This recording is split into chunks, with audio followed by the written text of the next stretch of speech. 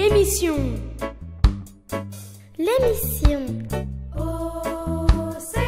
Bonjour et bienvenue dans notre émission annuelle consacrée aujourd'hui à vous, à nous. En somme, aux océans. Avant d'accueillir notre invité de cette année, voyons ce qu'il en est de l'actualité. Et tout d'abord, une page météo. Météo. Bonjour Barbara. Bonjour à tous. Pour l'année à venir, Météo Océan prévoit toujours un temps plutôt doux. Ni trop chaud, ni trop froid en Bretagne, grâce au courant de l'océan. Et un temps plutôt très froid en hiver et très chaud en été dans les terres situées loin des océans. Pas de changement pour les temps à venir? Ça dépend. Si le dérèglement climatique continue, il n'est pas impossible que les courants sous-marins soient perturbés et que les Français connaissent les températures du Canada. Quoi? 6 mois sous la neige? Mais quand? À peu près le temps pour moi de défaire mes nœuds. Mais ça ne nous laisse que quelques décennies. À moins que les humains ne réagissent d'ici là. Maintenant, excusez-moi, mais je frôle le torticolis. Oh, c'est dommage, ça lui faisait une jolie coiffure. Oh, mais tout de suite, la suite des actualités avec Ludovic. Les informations. Bonjour Ludovic. Bonjour à toutes et à tous. Pour commencer, une grève inhabituelle. Oui, aujourd'hui, grande manifestation des requins en colère contre Hollywood. Notre correspondant sur place, Bulzo le clown. Ah oui, en effet, ici c'est l'exaspération contre l'industrie cinématographique. Depuis l'apparition du film Les Dents de la Mer, qui date de 1974, ce sont environ 200 000 requins qui sont assassinés chaque année. Monsieur Bulldog, qu'avez-vous à dire? Nous refusons de prêter notre image à des films catastrophes qui racontent que nous sommes dangereux, non humains. Vous avez plus de risques de vous faire mordre dans le métro de New York que par nous dans les océans. Nous n'aimons pas la chair humaine, la preuve. Cousin, ton apéro est servi. J'arrive. Ludovic, je crois que nous allons couper. En effet, saluons le courage sans faille de nos reporters. Sport. Quelques nouveautés Ludovic? En effet, après le hockey des cantines version panée, voici la nouvelle équipe de hockey sur glace. Et côté humain, nouvelle discipline, le surf des éboueurs. People, une série de belles naissances parmi les stars de nos océans. Saluons notamment l'arrivée des plus petits Gloubi, Gloubette, Glouba, Gloubu et leurs milliards de petits frères et petites sœurs de Madame et Monsieur Poisson-Lune qui détiennent toujours le record. Enfin, pour notre page écologie, voici nos rencontres en duplex avec une porte-parole de l'association Bloom. Bonjour Madame Ducot. Bonjour Monsieur Crabe, merci de m'accueillir. Vous voici en direct avec un banc de sardines de l'école Voltaire d'Épinay-sous-Mer. Les enfants, posez vos questions. C'est parti. Bonjour, Sardino de Bergerac pour vous servir. Madame, est-il vrai que, tout petits poissons que nous sommes, nous jouons un rôle pour les océans et les hommes? Alors, les sardines ont un rôle très très important à jouer dans l'océan parce qu'elles sont au tout début de la chaîne alimentaire. Ce sont elles qui vont aller manger de tout petits organismes comme les phytoplanctons et après ce sont elles qui vont nourrir, donc on les appelle les poissons fourrages, elles vont nourrir les plus gros animaux comme les phoques par exemple. Les phoques, il y a aussi des plus gros poissons et aussi par exemple des oiseaux qui font pas partie de l'océan mais qui sont très très importants. Mais qu'arriverait-il s'il y avait plus de sardines? S'il y avait plus de sardines dans l'océan, mais ce serait toute la chaîne alimentaire marine qui serait perturbée, puisqu'il y aurait plus ces petits poissons du bas de ce qu'on appelle la chaîne trophique alimentaire, et donc les animaux au-dessus, les prédateurs, ils n'auraient plus à manger. Et si eux n'ont plus à manger, les plus gros poissons n'ont plus à manger, les plus gros poissons n'ont plus à manger, et à la fin, ça peut être toute la vie marine qui est perturbée. Et l'océan peut être envahi de nouveaux types de prédateurs, comme les méduses par exemple, qui après peuvent infester l'océan, et là ça devient dramatique, et pour l'océan, et pour l'homme qui dépend de l'océan pour survivre. Mais les méduses sont pacifistes. Les méduses, elles sont pacifistes peut-être, elles vont pas aller agresser d'autres poissons. Mais s'il n'y a plus les prédateurs qui normalement les mangent, par exemple les tortulutes se nourrissent de certaines méduses, si on enlève toutes les tortulutes et que les méduses se propagent, après il y a plein d'autres organismes qui ne peuvent plus se développer. Parce que ce sont les méduses qui vont prendre la place, qui vont utiliser toute la ressource de l'environnement. Bonjour la baignade. Et bonjour la baignade. Il y a toutes les personnes en Méditerranée, par exemple, qui voient de gros problèmes de méduses arriver. Et certaines piquent, certaines sont vraiment dangereuses pour l'homme. Et certaines vont même, par exemple, se coincer dans l'entrée des installations pour faire de l'électricité. Et si elles s'installent, elles bloquent tout. Et donc, ça pose de gros problèmes pour produire l'électricité de l'homme. Bien, je vous propose maintenant de réagir au micro-trottoir mené auprès des terriens par notre reportrice Hippolyne. Regardez. Parmi les poissons que vous avez dans votre assiette, y en a-t-il en voie de disparition? Aucune idée, mais je ne pense pas, non. Certainement beaucoup de poissons d'abord, hein. Puis bientôt il n'y en aura peut-être plus, vu la pollution. Je ne sais pas. Je sais pas non plus. Oui, souvent oui. Je sais qu'il y en a, mais je ne saurais pas quelle sorte de poisson est en voie de disparition. Oui, comme le thon blanc. Je crois que les poissons que je mange doivent sortir majoritairement d'élevage. Donc je pense que les poissons d'élevage ne doivent pas être beaucoup en voie de disparition. Moi, j'en mange plutôt ceux qu'on trouve beaucoup. Alors, il y a des gens qui savent pas, déjà, s'ils mangent des poissons qui sont en voie d'extinction, en voie de disparition ou non. Et alors, les poissons qui sont vraiment en voie d'extinction, c'est-à-dire qu'il en reste très peu, on ne les retrouve pas dans nos assiettes, parce qu'il en reste très peu. Par contre, il y a énormément de poissons qui sont surpêchés, qu'on retrouve beaucoup dans nos assiettes. Et ceux-là, si on ne fait pas attention, ils vont disparaître. Très bientôt. Très bientôt, c'est-à-dire vraiment pas dans 100 ans, plutôt dans 20-30 ans, on pourra avoir de gros problèmes d'effondrement de certaines populations de poissons. Et alors il y en a une qui le dit notamment, eh bien non, ils sont pas en voie de disparition puisque je mange ceux qu'on trouve beaucoup. Alors effectivement, ils sont pas en voie de disparition, mais c'est probablement ceux qui posent de gros problèmes. Et notamment la morue, donc c'est en fait du cabillaud transformé. Celui-là, on en trouve partout, c'est comme le thon, on en trouve partout. Et en fait, ce sont des poissons qui, dans beaucoup de cas, sont surpêchés. Vraiment surpêchés, et donc il y a un effondrement des stocks et des populations où avant il y avait d'énormes quantités d'individus dans l'eau. Aujourd'hui il y en a bien moins et ça devient très dangereux pour l'espèce. Après il y a autre chose qui a été dit de très important, c'est ah non, moi pas de problème avec mes poissons puisque je mange du poisson d'élevage. Alors ça c'est une grande problématique. Le poisson d'élevage, ça ne pose pas de problème s'il est fait avec de bonnes techniques qui ne détruisent pas l'environnement, plutôt du bio ou en tout cas des pratiques durables où on n'utilise pas énormément d'hormones, d'insecticides, d'antiparasitaires, comme c'est le cas avec souvent le saumon de Norvège. Le saumon de Norvège, on le bourre d'hormones, on le bourre d'antibiotiques, on le bourre de médicaments et d'antiparasitaires, donc ça pollue les eaux et le poisson est d'une qualité médiocre et après nous on le mange et c'est mauvais pour notre santé. Et en plus, si c'est du poisson d'élevage qui est carnivore, comme le saumon, ça pose de gros problèmes parce que ces poissons carnivores, il faut bien qu'on les nourrisse. Et on les nourrit avec quoi? Avec du poisson sauvage. Donc en fait, il faut vraiment faire attention et se renseigner et éviter tous ces grands prédateurs et favoriser plutôt les petits poissons comme la sardine, le maquereau ou les harengs, les anchois, qui ne se portent pas au mieux du mieux, mais qui se reproduisent plus rapidement, donc qui sont un peu plus résilients. Ça veut dire qu'ils sont un peu moins sensibles à la surpêche que d'autres poissons. Même si on fait attention, si on en mange un petit peu de temps en temps, et pas trop, ça peut aller. Eh bien, le sujet est très vaste. Madame Ducos des Sardines, je vous propose de continuer cet échange hors antenne. Ainsi, nos spectateurs pourront en apprendre beaucoup plus dans les bonus du DVD de cette émission. Donc, plus de scoops et de révélations choc dans les bonus du DVD qui vous sera remis très prochainement. Découvrez-les, car il y va de votre santé et de la santé des océans. L'invité. Il est temps à présent d'accueillir notre invité du jour. Musicien, auteur, interprète. Voici un artiste humain inspiré par les océans. Nous sommes heureux d'accueillir Sébastien Buffet et les classes de CM2 de l'école Rousseau 2 d'Épinay-sur-Seine.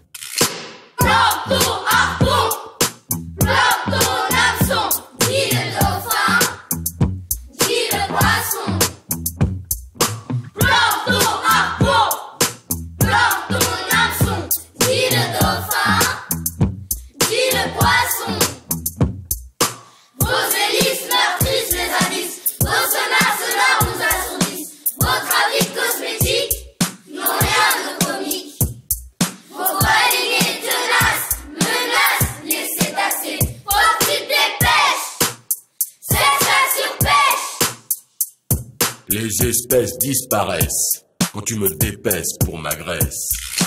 Bloque ton harpon, bloque ton arceau, dis le dauphin, dis le poisson. Bloque ton harpon, bloque ton arceau, dis le dauphin, dis le poisson.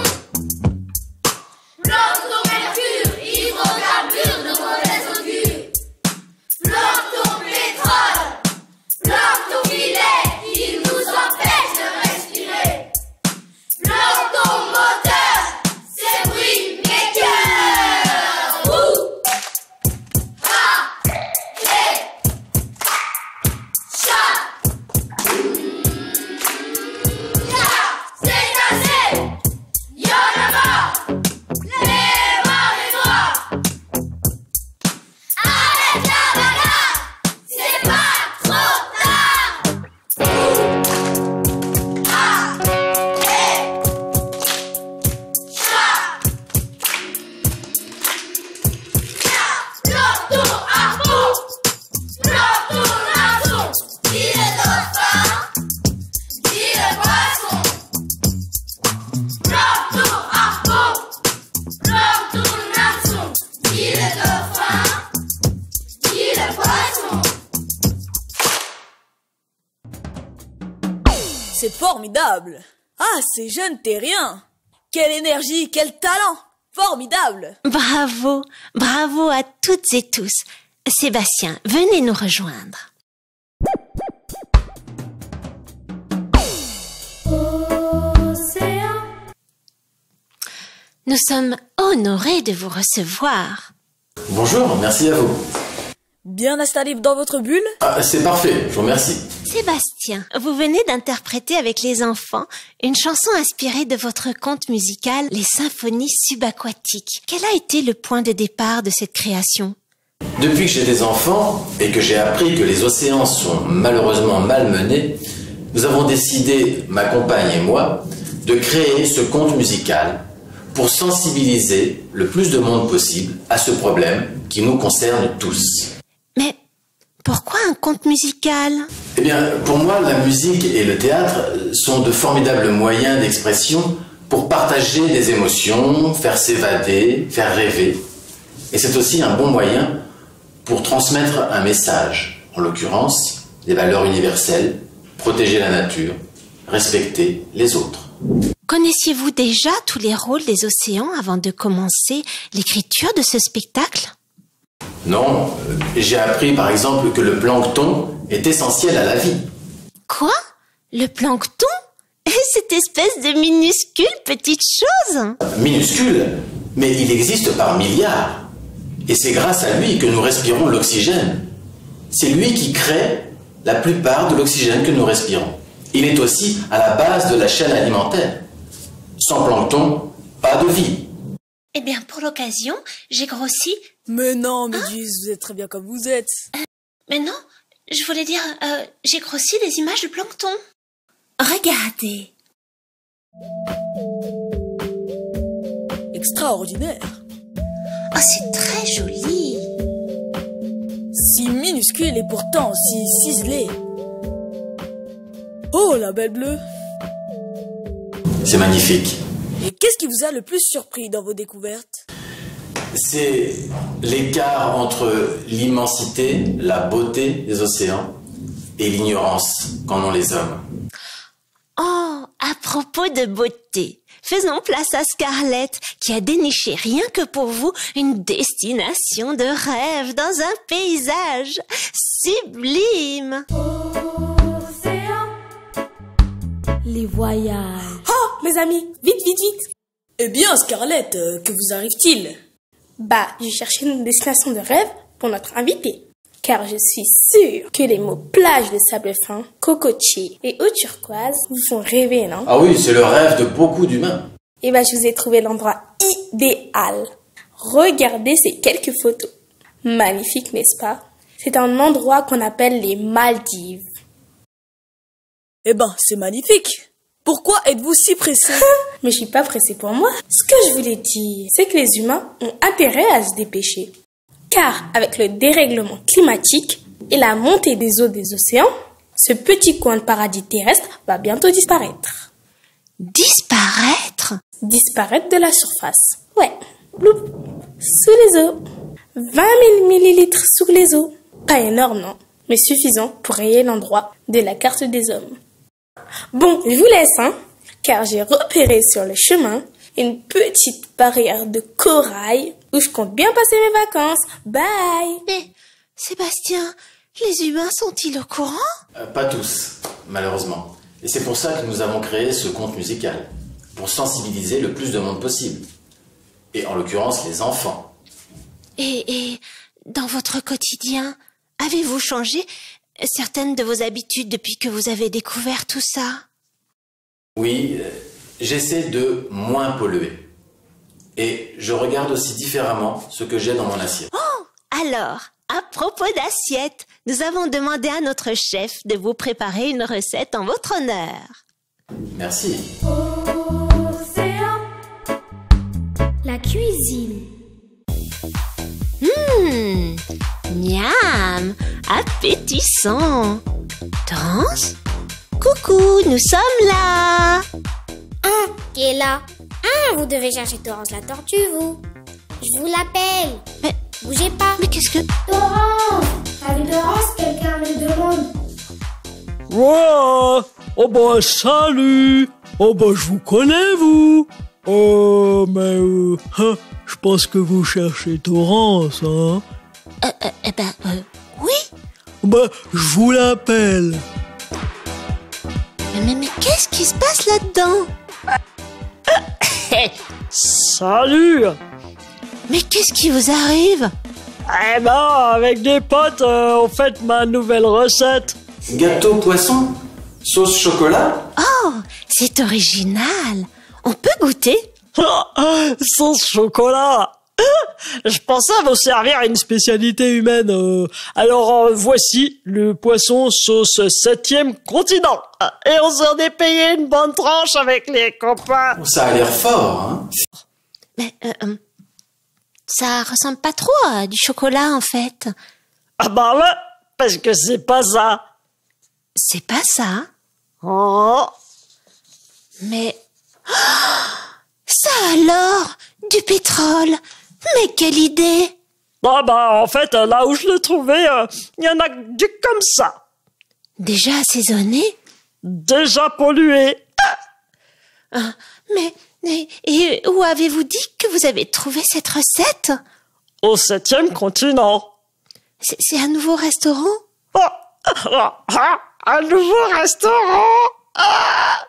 Les copains, vous avez entendu? Le 7e continent, je pense que c'est un restaurant. Mais c'est quoi alors? Ce sont d'immenses amas de déchets agglutinés dans différents océans. Ouais, bah c'est des déchets. Du plastique, pas fantastique. Ah, un poisson trouvé là, agrémenté d'un peu de pétrole, laissé au passage d'un grand bateau. Et voilà le travail. Sébastien, vous mangez ça chez les humains? Oui et non. À ce point-là, non. Mais c'est vrai que j'ai le regret de vous dire que vous aussi, vous mangez les déchets.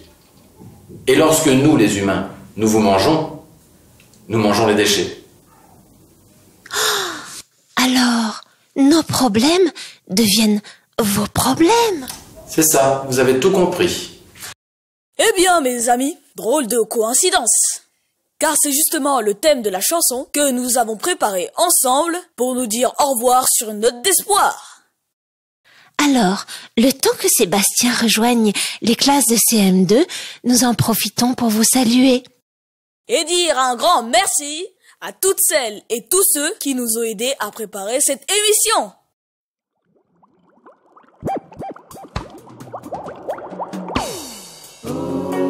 Océan. À éviter sur mer, y a tant de choses à faire. Océan. Sauver les océans, puisqu'on vit tous dedans.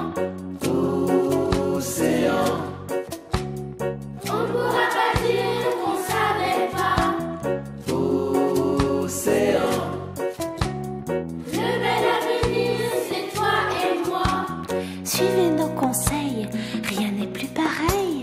changer d'énergie, respecter la vie, économiser l'électricité. Pour notre climat, on n'a plus le choix. Les déchets, mon frère, il y en a plein la mer. Avant de trier, pense à recycler. Quand tu veux, tu donnes ton vieux téléphone. Répare le grille-pain sans en racheter un.